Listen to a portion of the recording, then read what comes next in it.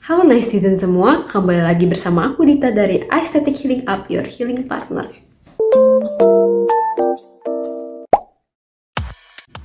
Kalian udah tahu belum kalau gangguan mental itu ada banyak loh jenisnya? Mungkin beberapa di antara kalian juga nggak asing dengan nama-nama yang akan aku sebutkan nih. Nah, daripada berlama-lama lagi, yuk kita langsung simak penjelasanku mengenai 8 jenis gangguan mental yang umum diketahui. Let's check this out.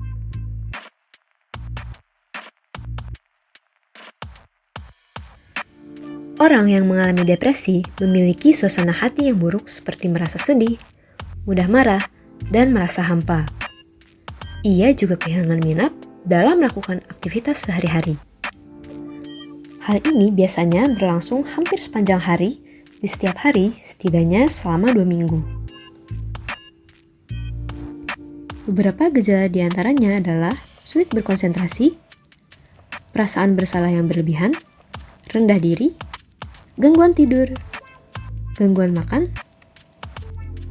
mudah lelah, serta putus asa hingga keinginan untuk bunuh diri.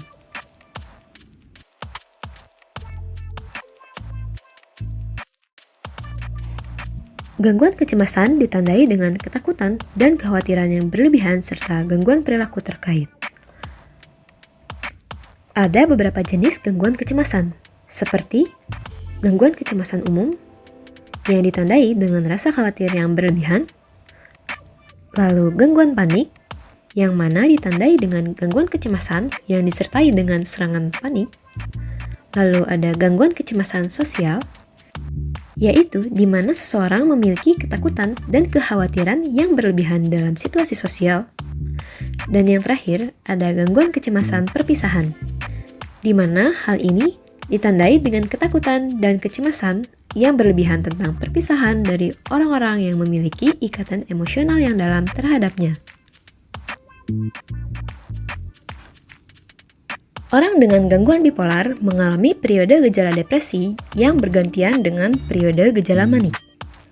Selama periode depresi, orang tersebut mengalami suasana hati yang tertekan, seperti merasa sedih, mudah marah, atau hampa, atau kehilangan kesenangan dan minat dalam beraktivitas, seperti yang disebutkan sebelumnya mengenai gejala depresi.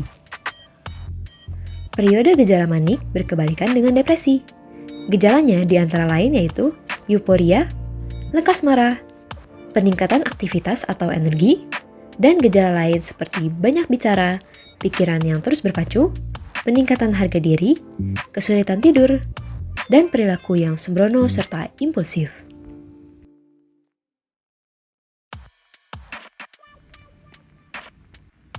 Skizofrenia ditandai dengan gangguan signifikan dalam persepsi dan perubahan perilaku. Gejala yang dialami diantaranya yaitu delusi dan halusinasi yang terus-menerus, pemikiran dan perilaku yang sangat tidak teratur, serta agitasi atau kondisi emosional yang ekstrim. Orang dengan skizofrenia biasanya mengalami kesulitan dalam fungsi kognitif yang terjadi secara terus-menerus.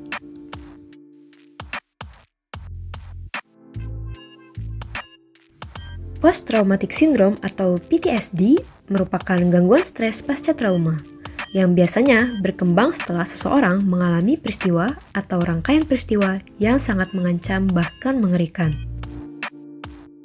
Gejalanya biasanya ditandai dengan hal-hal berikut ini. Muncul kilas balik atau mimpi buruk terkait peristiwa traumatis yang pernah dialami, menghindari pikiran dan ingatan yang mengingatkan pada peristiwa tersebut, menghindari aktivitas, situasi, atau orang yang mengingatkan terhadap peristiwa traumatis tersebut, dan yang terakhir adalah persepsi terus-menerus tentang ancaman yang akan meningkat di saat ini.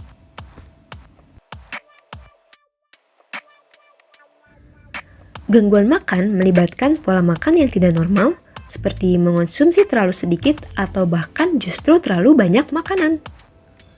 Selain itu, penderita gangguan makan juga terobsesi pada berat badan dan bentuk tubuhnya.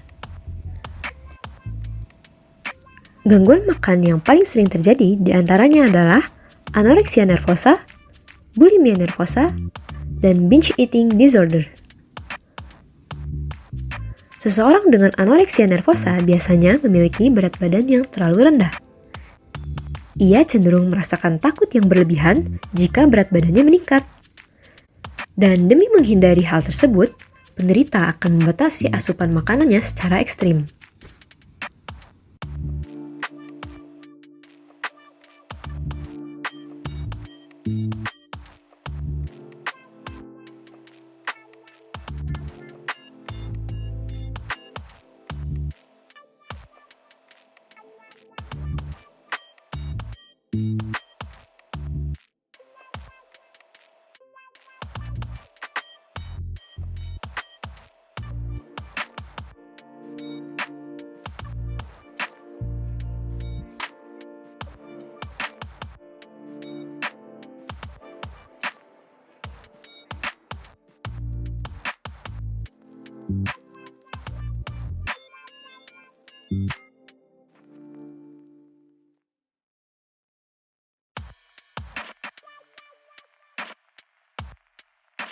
Gangguan perkembangan saraf adalah gangguan perilaku dan kognitif yang melibatkan kesulitan signifikan dalam perolehan dan pelaksanaan fungsi intelektual, motorik, bahasa, atau sosial tertentu.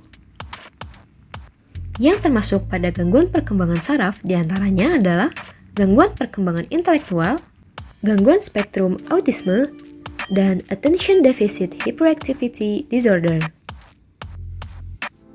ADHD ditandai dengan pola kurangnya fokus dan atau perilaku hiperaktif impulsif yang terus-menerus, juga berdampak negatif secara langsung pada fungsi akademik, pekerjaan, maupun sosial.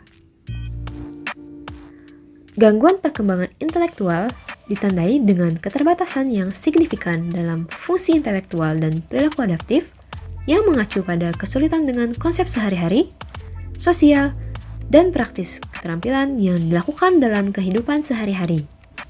Gangguan spektrum autisme ditandai dengan beberapa tingkat kesulitan dengan komunikasi dan interaksi sosial yang bersifat timbal balik.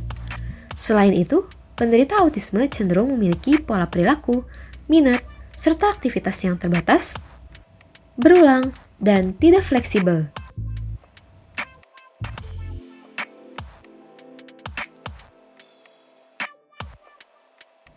Penderita gangguan perilaku disruptif dan disosial memiliki masalah perilaku yang terjadi secara terus-menerus, seperti terus-menerus menentang, tidak patuh, juga terus-menerus melanggar hak-hak dasar orang lain, norma, aturan, dan hukum masyarakat yang sesuai dengan usianya.